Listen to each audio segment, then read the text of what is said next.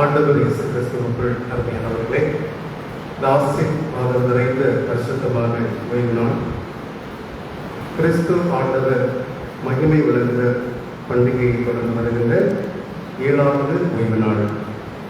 மகிமை விளங்குகிற பண்டிகைக்கான நிறைவான இந்த ஓய்வு நாள் தொழுகையிலே பங்கேற்கிற உங்கள் ஒவ்வொருவரையும் ஆண்டவர் இயேசுவின் மாறாத நல்ல நாமத்திலே அதோடு வாழ்க்கையை வரவேற்றுக் கொள்கிறோம்.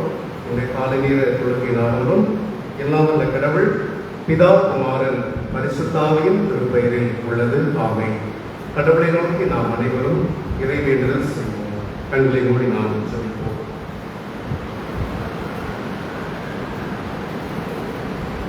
பலிபீடத்தில் என்னை பரனே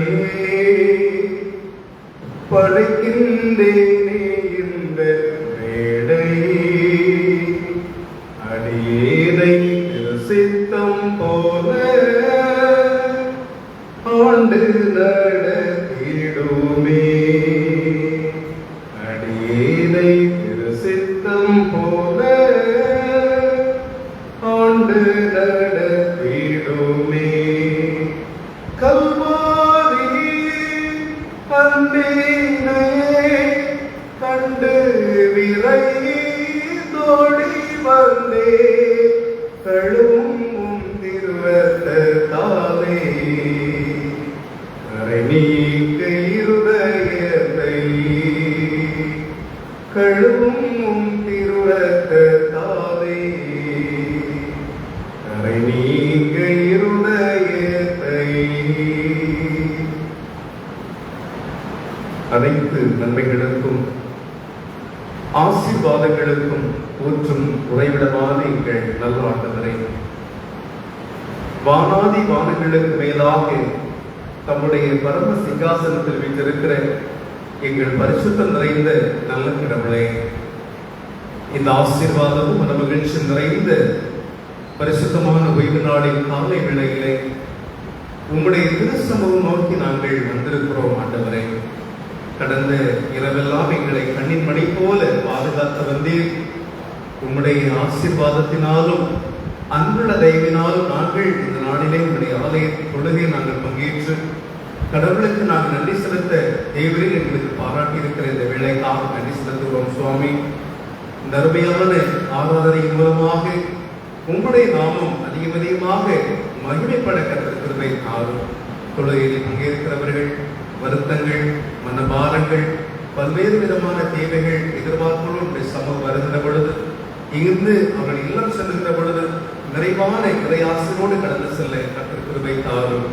இந்த ஆராதனையின் ஆரம்பம் முதல் முடிவு மட்டுமாக உங்களுடைய தெய்வீக இறை பிரசன்னம் எங்கள் அனைவரோடும் தங்கியிருக்கும்படியாய் எங்கள் ஆண்டவரும் உலக ரட்சகருமாக இருக்கிற இயேசு கிறிஸ்துவின் இனிய திருப்பெயரிலே மிகுந்த மனத்தாழ்மையோடு வேண்டுகிறோம். வேண்டுதல் கேளுங்கள் நல்ல கடவுளே. ஆமென். அனைவரும் நாம் கடவுளை தொழுது அவருடைய நாமத்தை மகிமைப்படுத்தும்படியாக இணைந்த நிலையிலே 51வது ஞான பாடலை நாம் அனைவரும் இணைந்து எழுந்து நாம் பாடுவோம். 51வது ஞான பாடலை நாம் இணைந்து பாடுவோம்.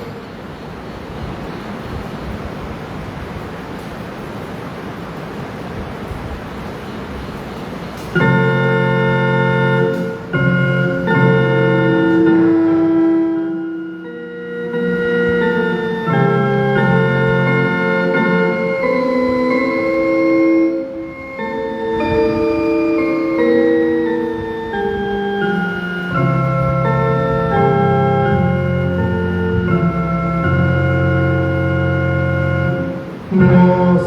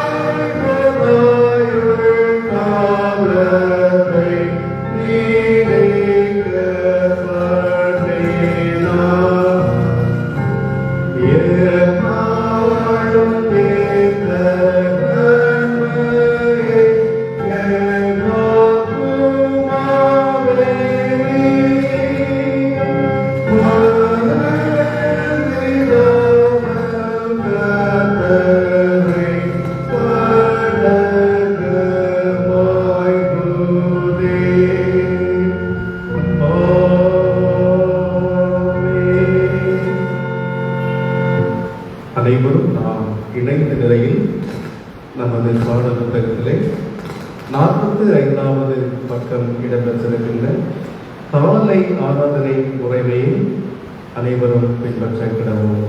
பக்கம் 45 இருக்கிறது காலை ஆராதனை முறைமை.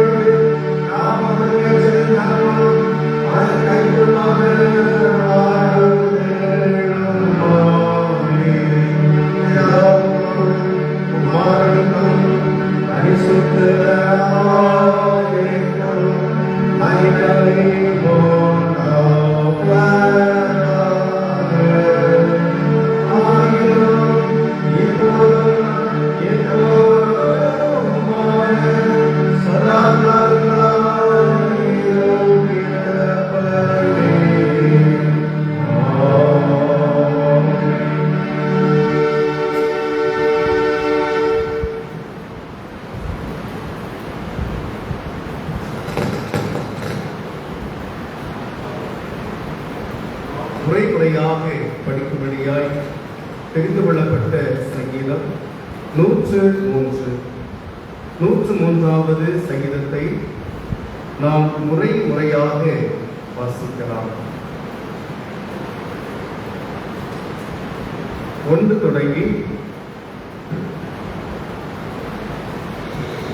13 வரையிலான பகுதிகளை நாம் முறையாக வாசிப்போம். 103வது சங்கீதம். என் ஆத்துமாவே கர்த்தரை ஸ்தோத்திரி, என் முழு உள்ளமே அவர் பரிசுத்த நாமத்தை ஸ்தோத்திரி.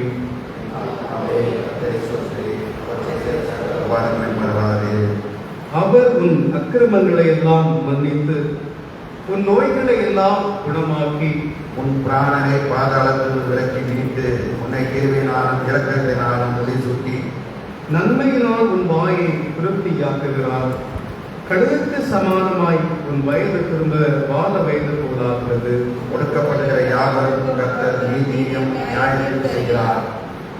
அவர் தமது வழிகளை மோசேக்கும் தமது கிரியைகளை இஸ்ரவேல் சந்ததியாருக்கும் தெரியப்படுத்தினார். கர்த்தர் ஒழுக்கமும் இரக்கமும் நீடிய சாந்தமும் இருந்த கிருபையும் உள்ளவர். அவர் எப்பொழுதும் வழக்காடார், என்றென்றும் கோபம் கொண்டிரார்.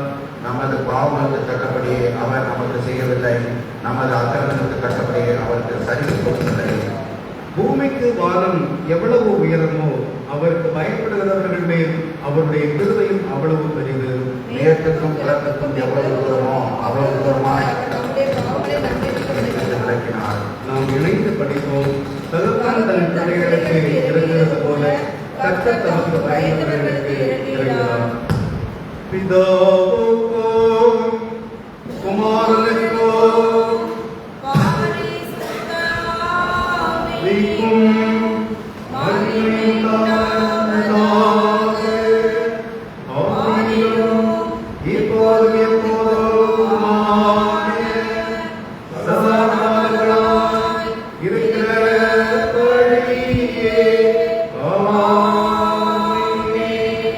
சபை அமர்ந்து இந்த வேளையிலும் அனைவரும் இணைந்து ஒரு பாடலை நாம் உற்சாகமாக இணைந்து பாடுவோம். பாடல் புத்தகத்திலே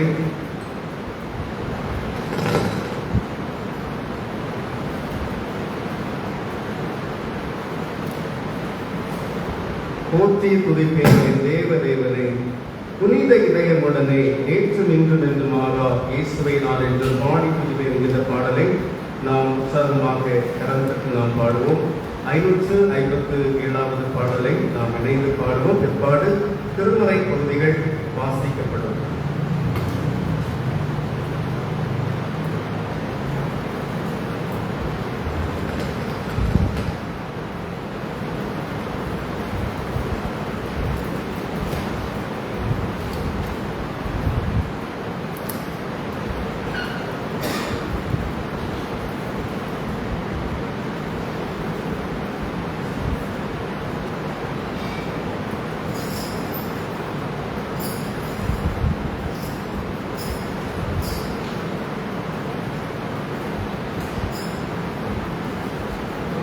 துதிப்பேன் என் தேவனே, புனித இதயமுடனே நேற்றும் இன்றும் என்று மாறா இயேசுவை நான் என்றும் பாடி துதிப்பேன் என்ற பாடலை உற்சாகமாக நாம் கரத்தட்டி பாடுவோம்.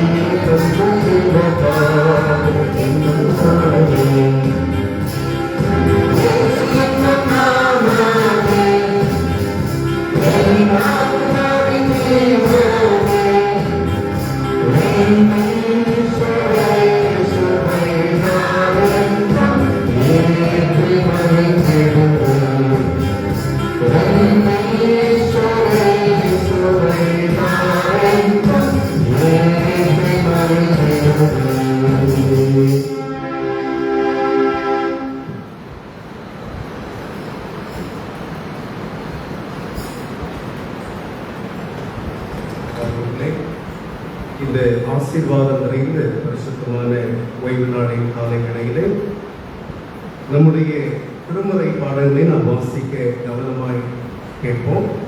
இந்த நாளுக்கென்று தரப்பட்டிருக்கின்ற முதலாவது திருமறை பாடல், அது தொடக்க நூல் ஆதியாகமம் 45ஆம் அதிகாரம், திருவசனங்கள் 3 முதல் 15 முடிய.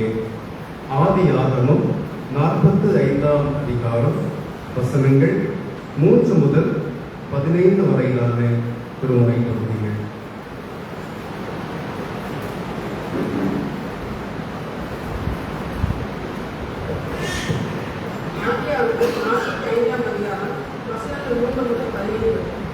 யோசேப்பு தன் சகோதரரை பார்த்து, நான் யோசேப்பு, என் தகப்பனார் இன்னும் உயிரோடு இருப்பது மெய்தானா என்றான். அவன் சகோதரர் அவனுக்கு முன்பாக திகில் கொண்டிருந்ததனால் அவனுக்கு உத்தரவு சொல்ல முடியாமல் போனார்கள்.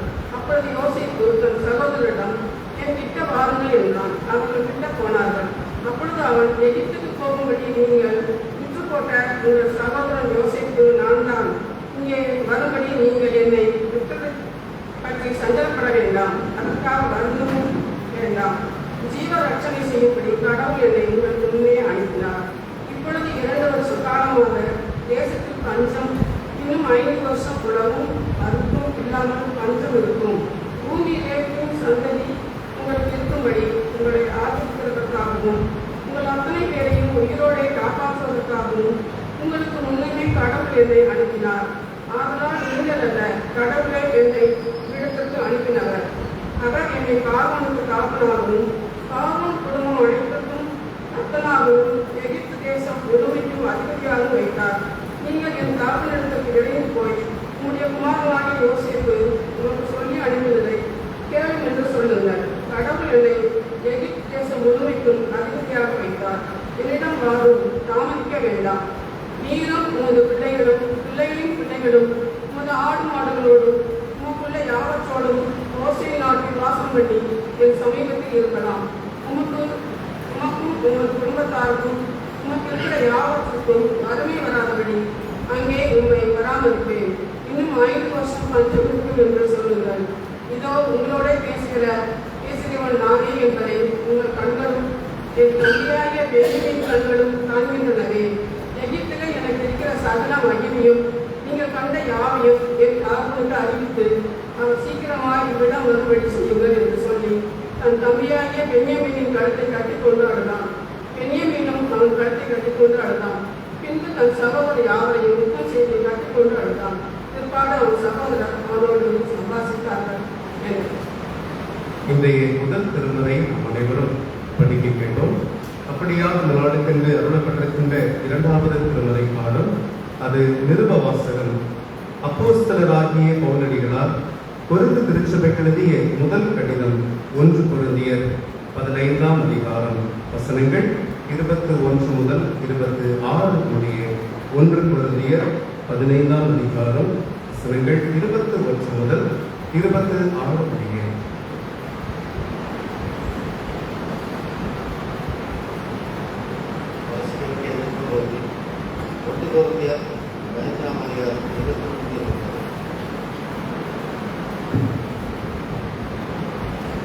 மனுஷனால் மரணம் உண்டானது போல மரித்தோரின் உயிர்த்தெழுதலும் மனுஷனால் உண்டானது. ஆதாரத்தில் எல்லாரும் மறிக்கிறது போல கிறிஸ்துவுக்கு எல்லாரும் உயிர்ப்பிக்கப்படுவார்கள். அவனவன் தன் வரிசையில் உயிர்ப்பிக்கப்படுவான். முதற்கலனான கிறிஸ்து பின்பு அவருடைய வரிசையில் அவர்கள் உயிர்ப்பிக்கப்படுவார்கள்.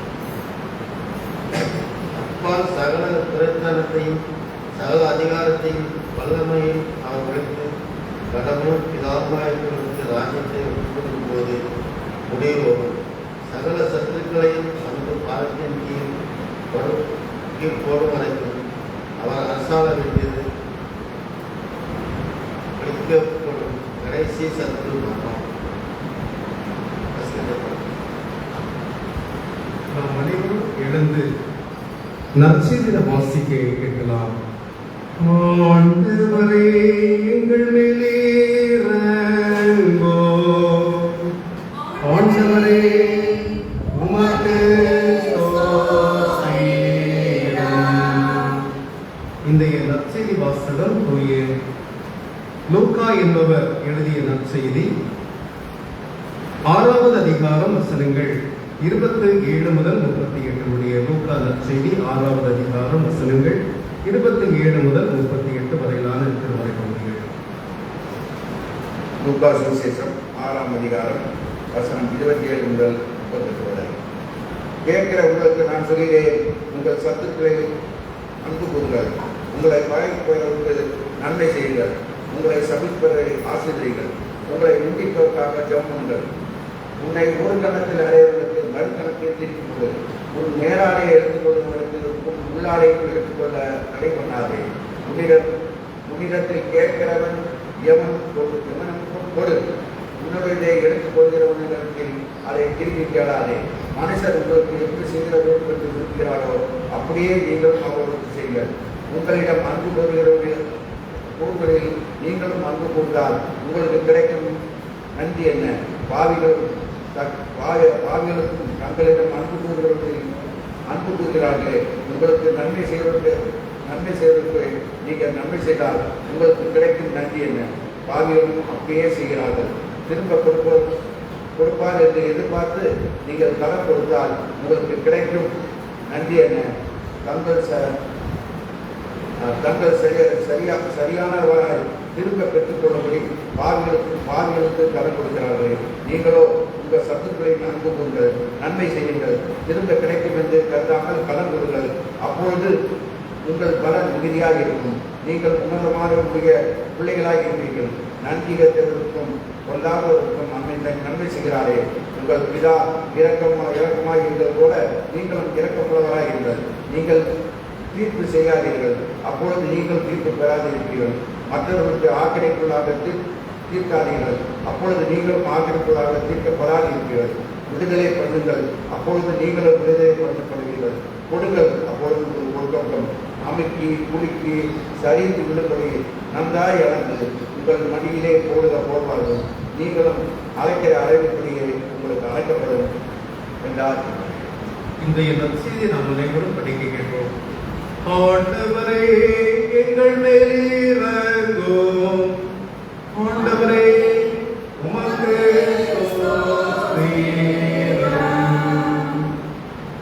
கடவுளுடைய திருவார்த்தைகளை வாசிக்க கேட்கலாம். அதற்கு மறுபடியாக நம்முடைய விசுவாசத்தை நாம் அனைவரும் இணைந்த நிலையில் அப்போஸ்தலர் விசுவாச பிரமாணத்தின் வழியாக நாம் நம்முடைய பரிசுத்தத்தை அறிக்கை செய்வோம். பரலோகத்தையும் பூலோகத்தையும் படைத்த சர்வவல்ல பிதாவாகிய கடவுளை விசுவாசிக்கிறேன். அவருடைய ஒரே பேரான குமாரனும் நம்முடைய ஆண்டவருமாகிய இயேசு கிறிஸ்துவை விசுவாசிக்கிறேன். இவர் பரிசுத்த ஆவியினால் கர்ப்பத்தில் உட்பவித்து கன்னியால் பிறந்து பொதுவிழாவை பாடுபட்டு சிலுவை அறைந்து மரித்து அடைக்கப்பட்டார். பாதாளத்தில் இறங்கி 3ஆம் நாள் மரித்து வைத்திருந்தார். படுக்கையேறி சர்வவல்ல பிதாவாகிய கடவுளால் வைத்திருக்கிறார். அவ்விடத்தில் இருந்து உயிரோடுடைய நேரத்திற்கு வருவார். பரிசுத்த ஆவியானவரை விசுவாசிக்கிறேன். பொதுவான கிறிஸ்தவ சபையும் பரிசுத்த ஆவியுடைய ஐக்கியமும் பாவ மன்னிப்பும் சரீர உயிர்த்தலும் நித்திய ஜீவனும் கொண்டது விசுவாசிக்கிறேன். ஆமென்.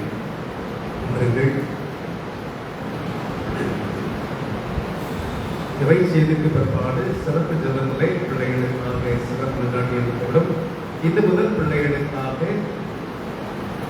சண்டே ஸ்கூல் இன்றைக்கு ஆரம்பிக்கிறது. எனவே பிள்ளைகளுக்காக அறுவடைக்கு பிற்பாடு பிள்ளைகளுக்காக டீச்சர்ஸ்க்காக நாம் செபிக்க போகிறோம். இப்பொழுதும் இந்த அருளுடையினுடைய ஆயத்த பாடலாக அனைவரும் சேர்ந்து நம்முடைய பாடல் புத்தகத்தை 392வது ஞான பாடலை நாம் அனைவரும் இணைந்து எழுந்து நாம் பாடுவோம்.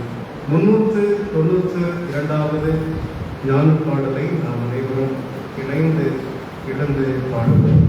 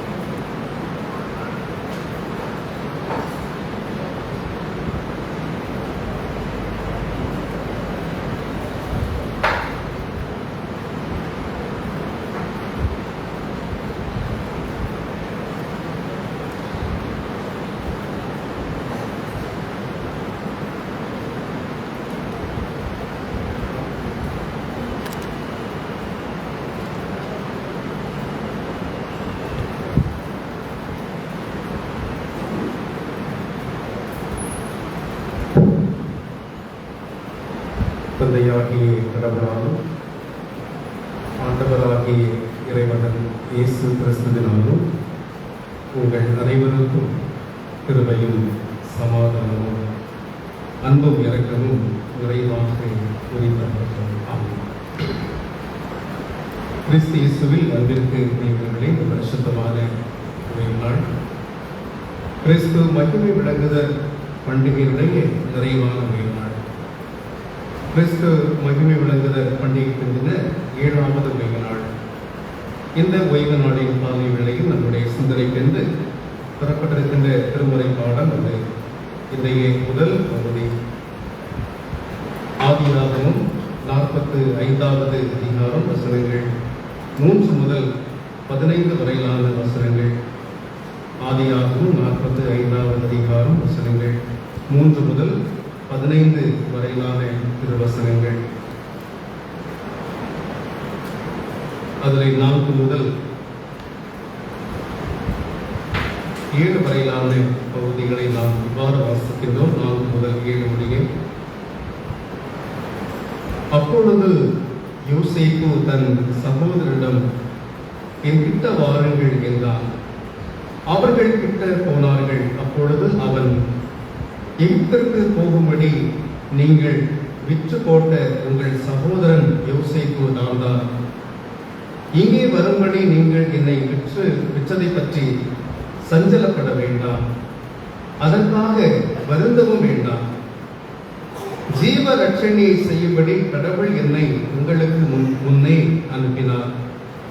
இப்பொழுது 2 வருஷ காலமாக தேசத்தில் பஞ்சம், இன்னும் 5 வருஷம் உழவும் அறுப்பும் இல்லாமல் பஞ்சம் இருக்கும். பூமியிலே பின் சந்ததி உங்களுக்கு இருக்கும்படி உங்களை ஆதரிக்கிறதற்காகவும் உங்கள் அத்தனை பேரையும் உயிரோடு காப்பாற்றுவதற்காகவும் உங்களுக்கு முன்பாக கடவுள் என்னை அனுப்பினார் என்பதை தலை வணங்கி நாம் செபிப்போம். இரக்கத்தில் ஐஸ்வர்யம் நிறைந்த எங்கள் நல்ல கடவுளை, நன்றியோடு நாங்கள் மீண்டும் உம்மை துதிக்கிறோம், ஸ்தோத்தரிக்கின்றோம். உம்முடைய திரு வார்த்தைகளுக்காக நன்றி. நீர் எங்களோடு பேச உம்மை நோக்கி வேண்டிக் கொள்கிறோம். தூய ஆவியானவர் எங்களோடு பேசி உம்முடைய பிரசனத்திலே இருக்கிற எங்களுக்கு உம்முடைய ஆற்றலை கொடுத்து உம்மை போல இந்த உலகத்திலே நாங்கள் வாழ்வதற்கு எங்களுக்கு வேண்டிய ஆற்றலை தாரும்.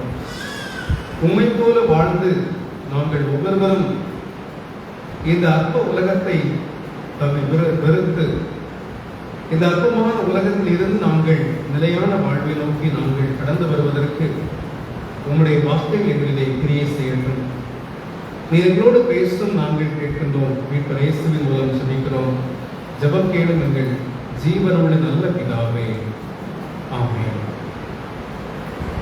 ஆண்டவருக்குள் அருமையானவர்களே, வாழ்க்கை என்பது ஒரு முறை என்பதை நாம் அறிவோம்.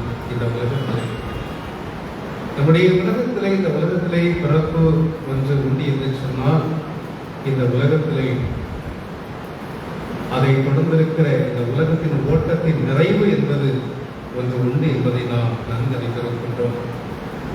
பிறந்திருக்கிற நாம் வாழ்ந்து கொண்டிருக்கிறோம் இந்த உலகத்திலே நிறைவை நோக்கிய நிலையில். அது நிறைவு என்பது நம்முடைய வாழ்க்கையிலே கடவுள் வைத்திருக்கிற நிலையான வாழ்வை நோக்கிய ஒரு புதிய பயணத்தின், ஒரு புதிய வாழ்வுடைய ஒரு அத்தியாயமாக இந்த உலகத்தை நாம் நிறைவு செய்ய இருக்கிறோம். உலக வாழ்வு, இந்த உலக வாழ்வு கடவுள் நமக்கு தந்திருக்கின்ற ஒரு மிகப்பெரிய ஒரு அருட்கொடை என்று நாம் பார்க்க முடியும். நாம் இந்த உலகத்திலே மனிதர்களாக பிறந்திருக்கின்றோம். மனிதர்களையும் கடந்து நாம் மனிதனையும் மிக்க இயேசு கிறிஸ்துடைய அடிச்சுவட்டை பின்பற்றுகிற நல்ல கிறிஸ்தவர்களாக இந்த உலகத்திலே நீங்களும் நானும் வாழும்படியான ஒரு வாழ்வை பெற்றிருக்கின்ற பொழுது, இந்த உலகத்தில் நாம் எப்படிப்பட்டவர்களாக வாழ வேண்டும் என்கின்ற நல்ல உபதேசங்களை நாம் பார்க்கின்றோம். இன்றைய திருமறை பகுதி நமக்கு ஒரு சிறந்த எடுத்துக்காட்டாக அமைப்பெற்றிருப்பதை நாம் பார்க்கின்றோம். இந்த உலகத்திலே பார்க்கிற பொழுது உடன்பிறப்புகளுக்கிடையே, சகோதர சகோதரிகளிடத்திலே எவ்வளவு பிரச்சனைகளும், எவ்வளவு போராட்டங்களும், எவ்வளவு பலவிதமான நீதிமன்ற கேஸ், பலவிதமான பிரச்சனைகள் இன்றைக்கு இந்த உலகத்திலே இருந்து கொண்டிருப்பதை நாம் பார்க்கின்றோம். ஒருவர் சொல்லுகின்ற பொழுது சொல்லுகிறார், அதாவது ஆண்டவரை அறியாதிருக்கிறவர்கள், ஒருவேளை கிறிஸ்தவர்கள் அல்லாதவர்களுக்குள்ளாக இப்படிப்பட்ட ஒரு பன்னல்கள் காணப்பட்டாலும் கூட பரவாயில்லை. ஒரு கிறிஸ்தவர்களாக இருந்து கொண்டு ஆண்டவர் என்கின்ற ஆண்டவருடைய பெயரை தாங்கி, கிறிஸ்தவர் என்கின்ற பெயரை தாங்கிக் கொண்டு வாழுகிறவர்களிடத்தில் இப்படிப்பட்ட வாழ்க்கை நிலைகள் காணப்படுவதை பார்க்கிற பொழுது மனது வேதனை என்று சொல்லி ஒரு கிறிஸ்தவர் இன்னொரு கிறிஸ்தவ குடும்பத்தை பார்த்து சொல்லுகின்ற அனுபவத்திலே, அந்த குடும்ப தலைவர், குடும்ப தலைமையுடைய வாழ்க்கையிலே காணப்படுகிற அனுபவங்களை பார்த்து இப்படியாக இன்னொரு சொல்கிற ஒரு அனுபவத்தை கேட்கின்ற பொழுதும் நாம் பார்க்கின்ற பொழுது, இந்த சமூகத்திலே, இந்த உலக வாழ்க்கையிலே கிறிஸ்தவ குடும்பத்திலே காணப்படக்கூடிய மிக மிக கிறிஸ்தவ தன்மைகள், அன்பு என்று சொல்லக்கூடிய நிலையிலே அன்பை தாங்கி நிற்கின்ற சமூகம், உடன்பிறப்புகள் இன்றைக்கு இந்த உலகத்திலே காண முடிவது என்பது, காண கிடைப்பது என்பது ஒரு அரிதான ஒன்றாக இருப்பதை பார்க்கிறோம். அந்த அன்பிற்காக ஏற்றுகின்ற இந்த உலகத்திலே உடன்பிறப்புகள், சொந்தங்கள், வேதம் சொல்லுகிற வேதம் சொல்கிறது, ஆபத்து காலத்திலே உதவி செய்யும்படியாக கடவுள் உடன்பிறப்பை கொடுக்கின்றார். துன்பமான ஒரு வேளைகளிலே உதவி செய்யும்படியே கடவுள் சொந்தங்களை, சகோதரங்களை கடவுள் கொடுக்கிறார் என்று சொல்லி பார்க்கின்றோம். ஆனால் இந்த உலக வாழ்க்கையிலே துன்பங்களை தருவிக்கிறவர்களே உடன்பிறப்புகளாக இருக்கிற இந்த உலகத்திலே வாழ்ந்து கொண்டிருக்கிற பொழுது நாம் அவற்றை கடந்து துன்பத்தின் மத்தியிலே துயர் துடைக்கிற நண்பர்களாக, நல்ல உறவுகளாக இந்த உலகத்திலே வாழ வேண்டும். இன்றைக்கும் எத்தனை உலகத்திலே இன்றைக்கு உடன்பிறப்பு இல்லாத இருக்கிற அனுபவத்தோடு வாழும் மக்கள் உண்டு. ஆனால் கடவுள் இன்றைக்கு உடன்பிறப்புகளை அலங்காரமாக பல நிலைகளிலே ஆண்டவர் கொடுத்திருக்கிற பொழுது அந்த உடன்பிறப்புகளுடைய உறவுகளை பேணி பாதுகாக்கும்படியாக அழைப்பு பெறுகின்ற சமூகமாக கிறிஸ்தவ சமூகம் இன்றைக்கு இருக்கும்படியாக அழைப்பை பெறுகிறது. மாணவர்களே, இந்த இடத்துல நான் பார்க்கிற பொழுது யோசேப்புடைய சம்பவம் இங்கே வருகிறது. யோசேப்புடைய அனுபவங்களை ஆண்டவர் திருவார்த்தைகளாக இங்கே வைத்திருக்கிற பொழுது யோசேப்புடைய அனுபவங்கள், யோசேப்பு தன் வாழ்விலே காணப்பட்ட தன்மைகளை இங்கே பார்க்கின்றோம். தேசமெங்க பஞ்சம் ஏற்பட்ட ஒரு வேளையிலே 7 வருட காலங்கள் மிகப்பெரிய ஒரு கொடிய பஞ்சம் தேசமெங்கிலும் காணப்படுகிற ஒரு அனுபவம் காணப்படுகிற பொழுது, அன்றைக்கு அவர்கள் வாழும் கானான், இஸ்ரவேல் மக்கள் வாழ்ந்த அந்த இடங்களிலும் கூட பஞ்சம் ஏற்பட்டது. அப்படிப்பட்ட ஒரு பஞ்சத்தினுடைய ஒரு வேளையிலே மக்கள் பல இடங்களுக்கு அலைந்து திரிகிறார்கள். எங்கே உணவு கிடைக்கும், எங்கே தானியம் கிடைக்கும், அதை பெற்றுக்கொண்டு வரலாம். தங்களுக்கு இருக்கின்ற உடைமைகள், தங்களுக்கு இருக்கின்ற வெள்ளி பொருட்களோ, தங்கங்களோ தங்கங்களோ உலோகங்களோ இவைகளை விற்று உதவிகளை கொடுத்து உணவை பெற்றுக் கொள்ளக்கூடிய நிலைகளில் இருக்கிற தேசம் மிகப்பெரிய ஒரு ஃபேமின், மிகப்பெரிய ஒரு பஞ்சம் காணப்பட்டு வந்தது.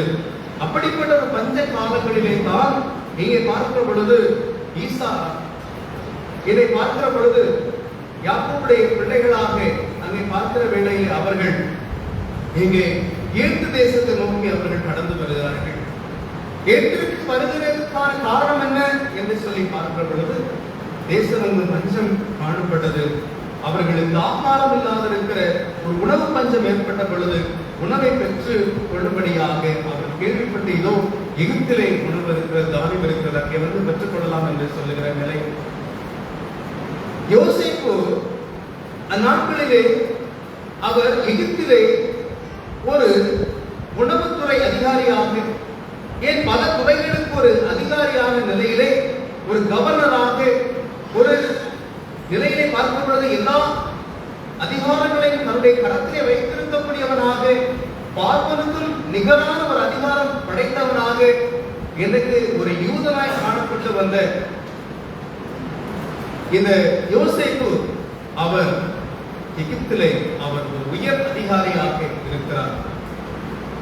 இந்த ஒரு சூழ்நிலையிலே தான் பஞ்சம் வாழ்வு தேடி வருகின்றவர்களாக, உணவு தேடி வருகிறவர்களாக இங்கே வந்து இந்த யோசேப்பு சகோதரர் வந்து இருக்கிற நிலைப்பாட்டை பார்க்கிறோம்.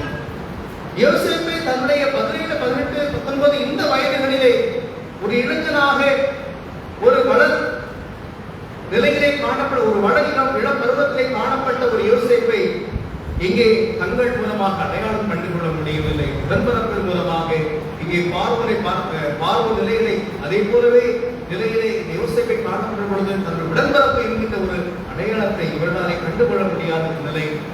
ஆனால் யோசேப்புக்கு நன்றாக தெரியும், அவருக்கு நன்றாக தெரிந்தது இதோ இங்கே வந்திருக்கிறவர்கள் தன்னுடைய உடன்பிறந்தவர்கள் என்பதை அவர் அடையாளம் கண்டுகொள்ளுகிற ஒரு நிலையை கூட நாம் பார்க்கின்றோம். இந்த இடத்திலே அவர் சகோதரன் என்பதை அவன் அறிந்து கொண்ட நிலையிலும் கூட, அவள் அறியாத நிலையில் கூட இடத்திலே வாருங்கள் என்று சொல்லி அவர்களை அன்போடு கூட அவன் அழைப்பதை பார்க்கின்றோம். அவர் சொல்லுகிற காரியம் என்னவென்று சொன்னால், அதாவது இங்கே இருக்கிற பொழுது அவர் சொல்லுகிறார், நீங்கள் விற்று போட்ட உங்கள் சகோதரன் யோசேப்பு நான் தான் என்று சொல்லி அவர் தன்னை அடையாளப்படுத்துகிறதை பார்க்கின்றோம். 4-5 வசனங்களில் விடாக பார்க்கிற பொழுது அவரை கிட்ட அழைக்கின்றார் யோசேப்பு. அவர் கிட்ட வருகிறார்கள். வந்த பொழுது அவன் அடையாளப்படுத்துகிறார், நீங்கள் விற்று போட்ட உங்கள் சகோதரன் யோசேப்பு நான் தான் என்று சொல்லி, நீங்கள் சஞ்சலப்பட வேண்டாம், நீங்கள் கவலைப்பட வேண்டாம், ஜீவ ரட்சணை செய்யும்படியாக கடவுள் உங்களுக்கு முன்பதாக என்னை இந்த எகிப்திற்கு என்னை அழைத்துக் கொண்டு வந்தார் என்று சொல்லுகிற நிலைகளை பார்க்கின்றோம். இந்த சம்பவங்களை நாம் இன்னும் சிறப்பாக நாம் ஆழமாக செல்வதற்கு நேரம் போதாது. ஒருவேளை நாம் இல்லங்களில் சென்று படித்து பார்த்திருந்தால் அது ஒரு சிறந்த ஒரு கதையை போல அது நமக்கு புலப்படும். எப்படிப்பட்ட ஒரு நிலையோடு கூட இருக்கிற அனுபவம், அதாவது யோசேப்பு தன்னுடைய உடன்பிறப்புகளை காணுகின்ற அனுபவங்களை பார்க்கிற பொழுது, உடன்பிறப்புகள் சொந்தங்கள் இத்தனை ஆண்டுகள் பிரிந்திருக்கிற பொழுது அவளை காணுகின்ற வேளையில ஒரு பெரிய மகிழ்ச்சி, ஒரு பெரிய சந்தோஷம். இந்த இடத்திலே ஒரு ஆனந்த மகிழ்ச்சியாக இருந்திருக்க முடியாது. என்னை அடிமையாக வச்சு போட்டார்கள், நான் இப்போது ராஜாவாக இருக்கிறேன் அல்ல ஒரு அரியணை ஒரு உயர்ந்த நிலை இருக்குன்னு சொல்லி அந்த மமதையோடு கூட இருக்கிற ஒரு நிலையில் அல்ல. இன்னும் வந்திருக்கிறாங்க, ஏட்டா வந்திருக்கிறாங்க, இப்போ அப்படி இருக்கிற நிலையில் அல்ல. இன்றைக்கு அதை நாம் பார்க்கிற வேளையிலே ஒரு உயர்ந்த இருக்கிற இப்போ வந்து ஒரு சாதாரண ஒரு தர்மம் எடுப்பது போல, அதை விட என்ன எங்களுக்கு உணர வேண்டும் என்று சொல்லி தங்களை அதை கெஞ்சுவது போல பயபக்தியோடு கூட நின்று உணவு கிடைத்தால் கொஞ்சம் சென்றுவிடலாம் என்கிற அந்த நிலையை தான் அவர்களுடைய நிலை எளிமையோடு கூட நிற்கிற நிலைப்பாடு. இப்போ உயர்ந்திருக்கிற நிலையிலே அதை குறித்து அவர் பெருமையாக கருதவில்லை. மாறாக உடன்பரப்பு என்ற நிலையிலே அவன் பார்த்து உள்ளம் தாங்க முடியாத விடைக்கு அவனுக்கு அழுகை வந்த பொழுதும் கூட அவன் அழுகை அடக்கிக் கொள்ளுகிறான். அவன் அழ முடியாமல் வெளியே சென்று அவன் முகத்தை மறைத்து அழகுவிட்டு வந்து நின்று பேசுகிறான். கிட்ட வாருங்கள் என்று சொன்னான். அவன் வந்த பொழுது அவன் பேச துணி வர முடியாவிட்டாலும் கூட துணியோடு சொல்லுகிறான் கிட்டவன். ஏன்னா ராஜாக்கள் அழுவது அல்லது உயர்ந்து இருக்கிறவர்கள் அழுகிறது என்பது அது அவர்களுக்கு அழகு அல்ல, அழுவது வீரனுக்கு அழகு அல்ல என்பதை போல அவன் முழுதாக அழ முடியாமல் அவன் அடக்கிக் கொள்ளுகிறான். இதோ கிட்ட வாருங்கள், நீங்கள் விற்று போட்ட யோசைக்கு நான் தான் என்று சொல்லி அவன் தன்னை அடையாளப்படுத்துகிறான்.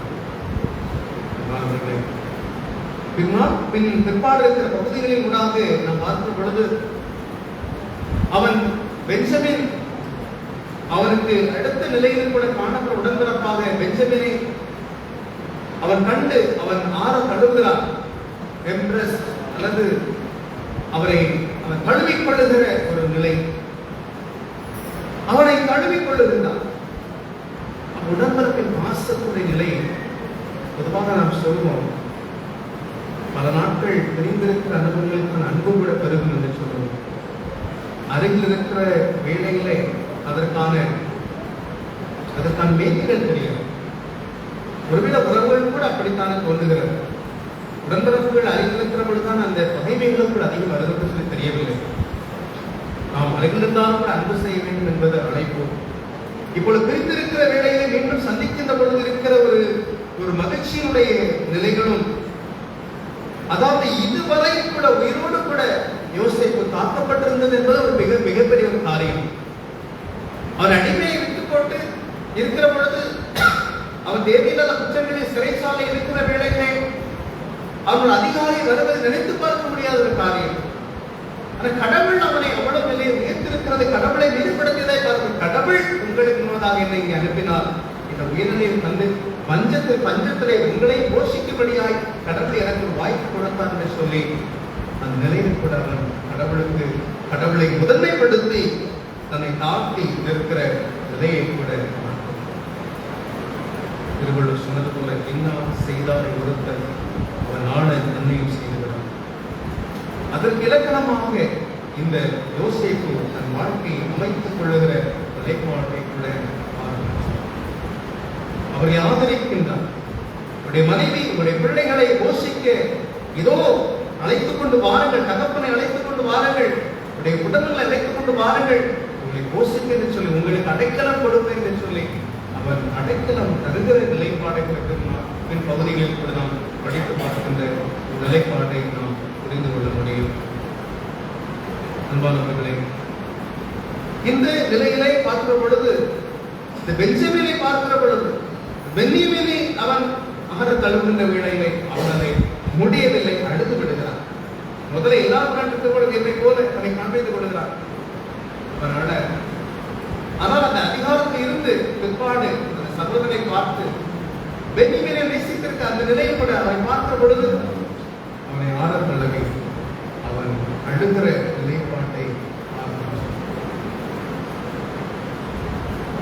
14 வசனத்திலே தன் தம்பியாகிய பென்யமீன் கழுத்தை கட்டிக்கொண்டு அழுதான்.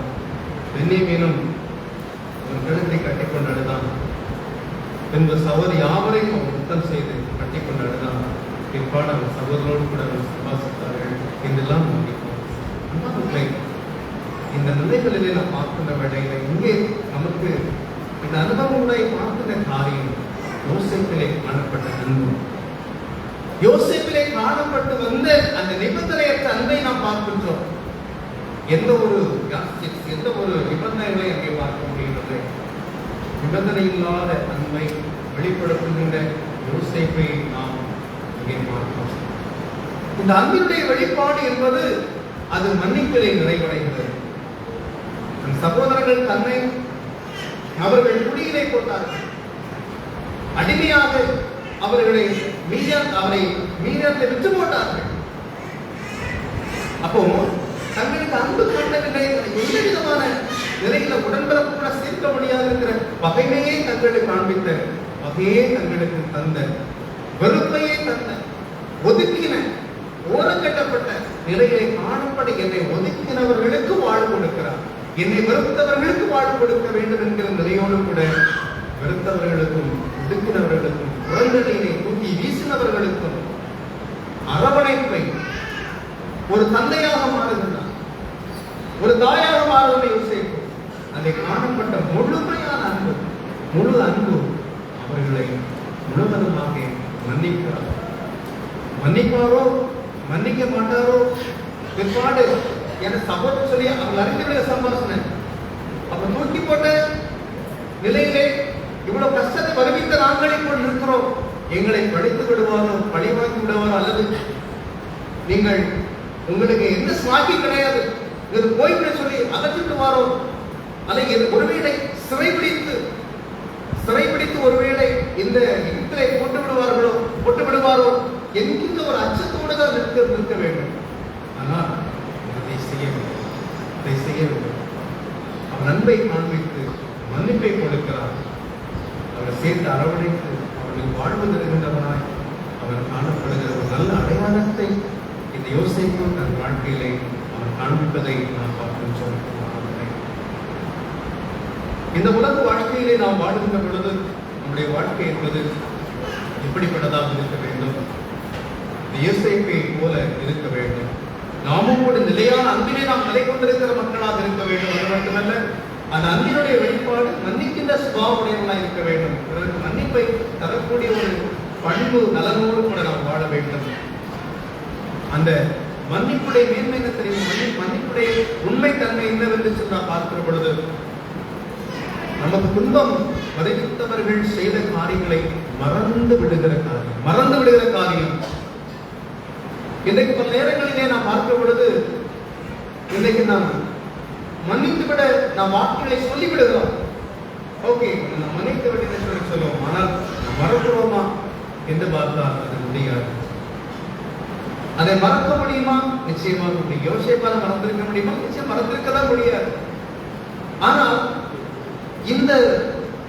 அந்த சிச்சுவேஷன் இங்கு அடைக்கலம் தேடி வருகிற அந்த நிலைப்பாடு, உடன்பிறப்பை கண்ட மகிழ்ச்சி, இப்பொழுது அவர்கள் இவனுக்கு என்னெல்லாம் செய்தார்களோ அதையெல்லாம் அந்த செகண்ட்ஸ்ல அந்த நிமிடங்களிலே எல்லாம் மறந்துட்டான். அந்த மறக்க முடியும். அந்த ஒரு நிலையில நமக்கு செய்த தீமையை மறக்க முடியும். ஒருவர் நமக்கு துன்பம் தருகிற பொழுது தந்த துன்பத்தின் வேளையிலே துன்பத்தை தந்தவர்கள் துயருகின்ற பொழுது, நமக்கு துன்பத்தை தந்தவர்கள் அவர்கள் துயருகின்ற பொழுது நமக்கு அவர் விளைவித்த துன்பம் நம்முடைய கண்களுக்கு தெரிவதில்லை. அவர்கள் படுகிற அல்லல்கள், அவர்கள் படுகிற துயரம் தான் நமக்கு தெரியும். அப்போ அவங்க செய்த நமக்கு துயரம் துன்பம் நமக்கு அந்த வேளையிலே மறந்து இருக்கும். அவர்கள் படுகிற வேதனைகள் நமக்கு பெரிதாக இருக்கும். அந்த வேதனைகளுக்கு நாம் என்ன பிரயத்தனம் செய்ய முடியும்? அதை நோக்கிய நம்முடைய செயல்களும் நம்முடைய திட்டங்களும் மனங்களும் செல்லும் அல்லவா? அதுதான் உண்மையான மனிதனையுமே. அதுதான் இதுதான் மனிதநேயம். ஆனால் மனிதநேயம் மற்ற சமூகம் எப்படி இருக்கும் என்று சொன்னால், துன்பத்தை தந்தவர்கள் உயர்ந்த பொழுது இதுதான் உங்களுக்கான தருணம், என்னை எப்படி செய்தார் அல்லவா, இப்பொழுது படு வேதனைப்படு சொல்லி பார்த்துவிட்டு அதை பார்த்து ஒரு எக்காலமாக நினைத்து விட்டு சொல்லுகிற அனுபவம் மனிதநேயம் இல்லாத ஒரு தன்மை. எனக்கும் அந்த நிலையிலே நாம் சென்று விடக்கூடாது. நிச்சயமா அப்படிப்பட்ட நிலையிலே நாம் வாழணும் என்று சொன்னால் அது கிறிஸ்தவ வாழ்வாக இருக்க முடியும். கிறிஸ்தவ வாழ்வுக்கான ஒரு இலக்கணமாக இருக்க முடியாது. அது நம்முடைய வாழ்க்கையிலே கடவுளுடைய பனிஷ்மென்ட் கிடைக்கப்படுவதற்கான ஒரு நிலைக்கு நேராக நம்மை வெள்ளெடுத்து கொண்டு செல்ல முடியும். எனவே அந்த நிலை அல்லாதபடிக்கு நாம் மனிதனையும் மிக்க சமூகமாக இருக்க வேண்டும் என்கின்ற ஒரு அன்போடு கூட வாழ்வதற்கு இந்த ஒரு நிலை நமக்கு இருக்கிறது. இன்னைக்கு நம்மள பல பேர் அப்படி இல்லை, நம்மள பல பேர் அப்படி இல்லை.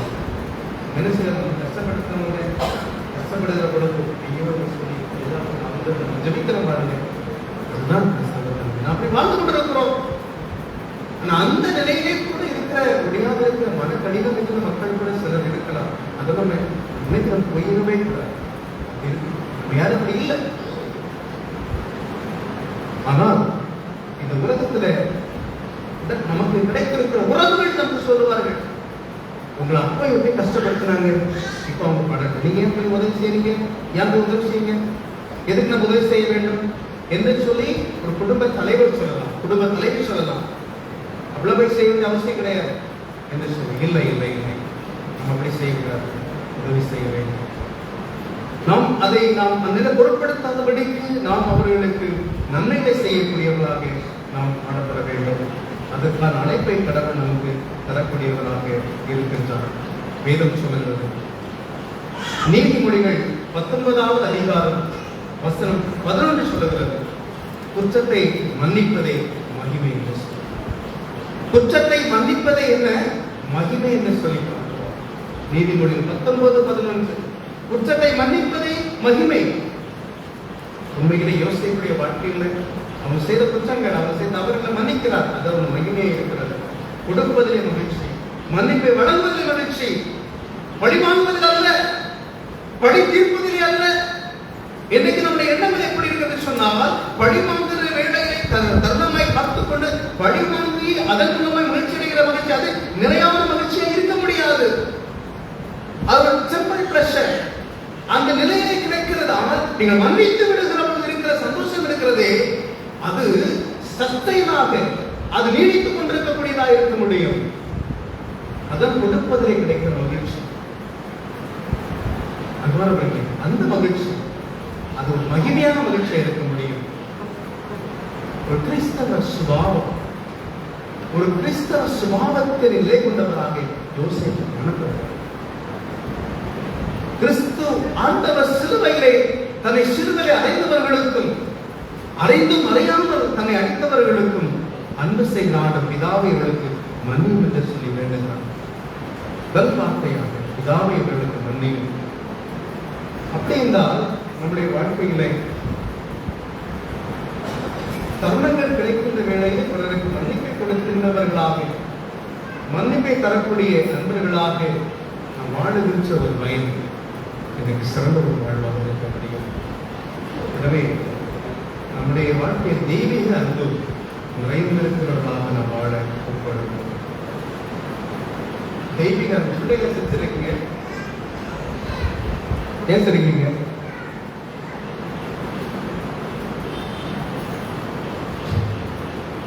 தெய்வீக அன்பு நிலை கொண்டிருக்கின்ற சமூகமாக நாம் காணப்பட வேண்டும்.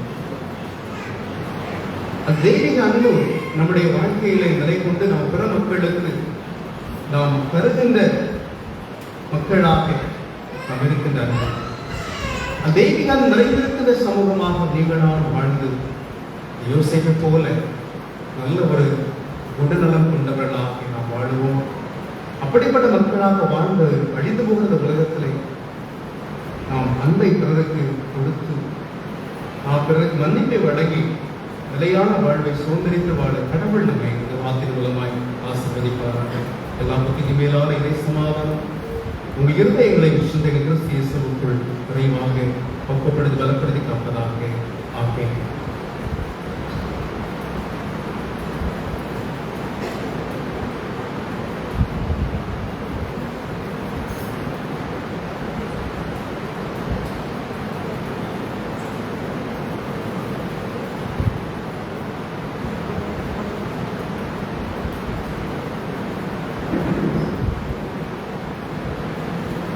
நாம் அனைவரும் எழுந்து நின்ற நிலையிலே 49வது பக்கம் இருக்கின்ற வேத கீதத்தை நாம் இணைந்து பாடக்கிறோம்.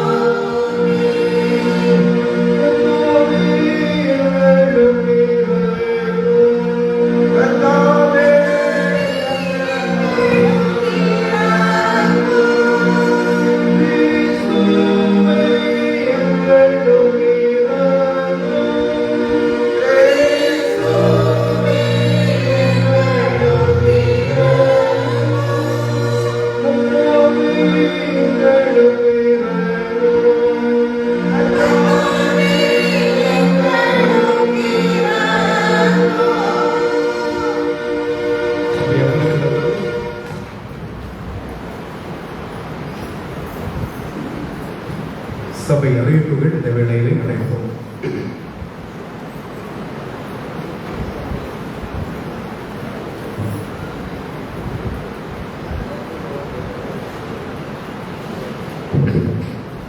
இருபத்தி 3/2/2025 ஞாயிறு சபை அறிவிப்புகள்.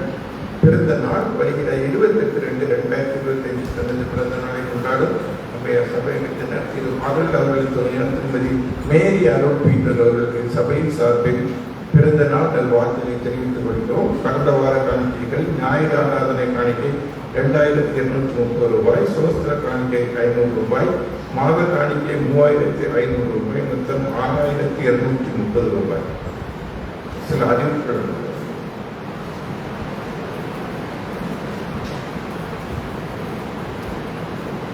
இந்திய யுனைடெட் லூதரன் சர்ச் ஆலர்கோயில் சினர் ரெவரண்ட் K.S. டேவிட்சன் தலைவர், திருமதி பெரிய ஆனந்தகுமார் மாதர் சங்க செயலாளர், பெருந்தர் அனைத்து போதகர்கள் மற்றும் சபைகள் ஆலர்கோயில் சபை சங்கம். கிறிஸ்துவுக்குள் அன்பானவர்களே, இறை மைந்தன் இயேசு கிறிஸ்து நாமத்தில் அன்பின் வாழ்த்துக்கள். நமது சபை சங்க அளவில் ஒவ்வொரு வருடமும் மாதர் மாநாடு நடத்துவதற்கு அருள் புரிந்த ஆண்டவருக்கு நன்றி. இந்த வருடமும் மே மாதம் 1ஆம் தேதி மாதர் மாநாடு நடத்துவதற்குரிய எல்லா ஏற்பாடுகளும் சபை சங்கம் மற்றும் சபை சங்க வட்ட மாதர் சபை சங்க பொறுப்பாளர் மூலம் நடைபெற்று வருகிறது. எனவே இம்மாட்டினை சிறப்பாக நடத்துவதற்கு மார்ச் மாதம் 9ஆம் தேதி ஞாயிற்றுக்கிழமை சபை சங்க அளவில் மாதர் ஞாயிறாக அனைத்து திருச்சபைகளிலும் அனுசரிக்கும்படி கேட்டுக்கொள்ளப்படுகிறார்கள். அந்நாட்களில் சிறப்பு காணிக்கை ஏற்பதற்கு காணிக்கை கவர்கள் அனைத்து திருச்சபைகளுக்கும் வழங்கப்படும். அதில் சிறப்பு காணிக்கையை எடுத்து 23/4/2025 சபை சங்க அலுவலகத்திற்கு நேரடியாகவோ பண அஞ்சல் மூலமாகவோ வங்கி கணக்கு மூலமாக அனுப்பி ரசீது பெற்றுக் கொள்ளவும், மாத ஊழியம் மென்மேலும் சிறப்பாக நடைபெற ஒவ்வொரு திருச்சபைகளும் ஒத்துழைக்கவும் உங்கள் குடும்ப ஜனங்களை வேண்டிக் கொள்ளவும் தங்களை அன்புடன் கேட்டுக்கொள்கிறோம். இவன் இறைப்பணியில் அருள்திரு K.S. டேவிட்சன், தலைவர், நாகர்கோவில் சபை சங்கம், திருமதி பெமி ஆனந்தகுமார், செயலாளர், மாதர் சங்கம், நாகர்கோவில் சபை சங்கம். இந்திய சுவிசேஷ சபை, நாகர்கோவில் சபை சங்கம், விடுமுறை வேதாகம பள்ளி, அருள்திரு டி. ராஜா இயக்குனர். கிறிஸ்துக்குள் அன்புடைய இயேசுவின் திருப்பெயரால் உங்கள் அனைவருக்கும் வாழ்த்துக்கள். கடவுளின் கிருபையால் நமது நாகர்கோவில் சபை சங்க தலைவர் மற்றும் செயற்குழுவின் வழிகாட்டுதல்படி இவ்வாண்டு 2025 வருடம் அனைத்து மட்டங்களிலும் உள்ள திருச்சபைகளில் VBS சிறப்புடன் நடைபெறுவதற்கு பாட புத்தகங்கள் மற்றும் உபகரணங்கள் தயார்படுத்துவதற்கான ஆயத்த பணிகள் நடைபெற்றுக் கொண்டிருக்கிறது. எனவே நமது சபை சங்கத்திற்குட்பட்ட அனைத்து திருச்சபைகளும் இக்கடிதத்துடன் இணைக்கப்பட்ட படிவத்தை பூர்த்தி செய்து ஒவ்வொரு சபைக்கும் தேவையான புத்தகங்கள் மற்றும் உபகரணங்கள் தொடர்பாக தெளிவாக எழுதி நாகர்கோவில் சபை சங்க அலுவலகத்திற்கு 28/2/2025 வெள்ளிக்கிழமைக்குள் அனுப்பி வைக்கும்படி கேட்டுக்கொள்கிறோம். அதோடு VBS பாடல்கள் அனுப்பி தருவதற்கு தங்கள் திருச்சபையில் உள்ள ஓய்வு நாள் பள்ளி பொறுப்பாளர் ஒருவரின் பெயர் மற்றும் வாட்ஸ்அப் துணையின் கடிதத்தில் எழுதி அனுப்பி தரும்படி அன்புடன் கேட்டுக்கொள்கிறோம். இவர் திருச்செவின் பணியில் அருள்திரு டி. ராஜா இயக்குனர், VBS.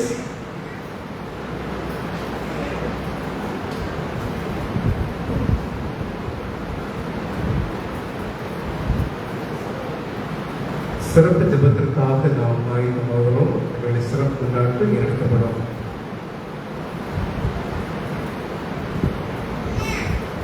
சண்டே ஸ்கூல் பிள்ளைகள் டீச்சர்ஸ் இருந்தால் அவர்களுக்கு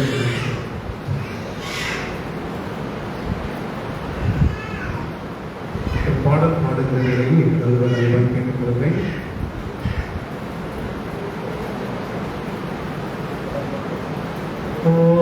ஆசீர்வதிக்கும் தேவன் உன்னை ஆசீர்வதிப்பாரே. துதி ஸ்தோத்திரம் இயேசுநாதா, துதி உமக்கே என்றுமே. துதி ஸ்தோத்திரம் இயேசுநாதா, துதி உமக்கே என்றுமே. ஆசீர்வதிக்கும் தேவன் உன்னை ஆசீர்வதிப்பாரே. ஆசீர்வதிக்கும் தேவன் உன்னை ஆசீர்வதிப்பாரே. கண்களை மூடி நாம் செபிப்போம். திருச்சபையின் தலைவராம் எங்கள் ஆண்டவர் இயேசு கிறிஸ்துவே, திருச்சபையுடைய தலையாக இருந்து உம்முடைய அன்பை எங்களுக்கு தந்து உம்முடைய ஞானத்தை எங்களுக்கு கொடுத்து திருச்சபையை இந்நாள் வரையிலும் நடத்தி வருகின்ற எங்கள் நல்ல கடவுளை, இந்த வேளைக்காக நாங்கள் உமக்கு நன்றிகளை செலுத்துகின்றோம். அருமையான உடைய திருநெல்வேலி சமாதான திருச்சபையை ஆண்டவர் இம்மட்டும் ஆசீர்வதிக்கின்ற உம்முடைய அன்பிற்காக நன்றிகளை படைக்கின்றோம். துதி தோத்திரங்களை நாங்கள் எடுக்கிறோம் சுவாமி. திருச்சபையுடைய அனைத்து ஊழியங்களையும் கடவுள் இம்மட்டும் ஆசீர்வதிக்கின்றேன். திருச்சபையிலே இருக்கின்ற திருப்பணிகளிலே மிக முக்கியமான பணியாக சிறுவர் பணியாக இருக்கின்ற பொழுது ஆண்டவரே, திருச்சபையுடைய இந்த அருமையான திருமறை பள்ளிக்காக நாங்கள் உமக்கு நன்றிகளை படைக்கின்றோம். எங்கள் திருச்சபையிலேயே இந்த திருமறை பள்ளியை ஆண்டவர் ஆசீர்வதிக்க நாங்கள் வேண்டுகிறோம் கடவுளே. கடந்த ஆண்டுகள், கடந்த கல்வி ஆண்டை கடவுள் ஆசீர்வதித்து கொடுத்தீர். இந்த புதிய கல்வி ஆண்டும் அன்பு மக்களுக்கு ஆசீர்வாதமாக இருக்கும்படியாய், திருச்சபையுடைய வாழ்வு வளர்ச்சிக்கு ஆசீர்வாதமாக இருக்கும்படியாக இன்றைக்கும் தொடங்க இருக்கிற இந்த அருமையான சண்டே ஸ்கூலுக்காக நாங்கள் நன்றி செலுத்துகின்றோம். கடவுளே, உம்முடைய வார்த்தைகளுக்காக நன்றி. சிறு பிள்ளைகள் இரண்டை வரை இடப்படுங்கள், அவர்களை தடை பண்ணாதீர்கள், பரலோக ராஜ்யம் அப்படிப்பட்டவர்களுக்கு உரியது என்று சொன்னது போல இறை ஆட்சிக்கு மாதிரியாய் காணப்படுகின்ற நிறுமையான திருமறை பணியை கடவுள் ஆசீர்வதிக்க நாங்கள் உம்மை நோக்கி மன்றாடுகின்றோம். பிள்ளைகளே, உங்கள் பெற்றோருக்கு கர்த்தருக்குள் கீழ்ப்படிந்திருங்கள். இது நியாயம் என்று சொன்னது போல சமுதாயத்திலே காணப்படுகிற பெற்றோரை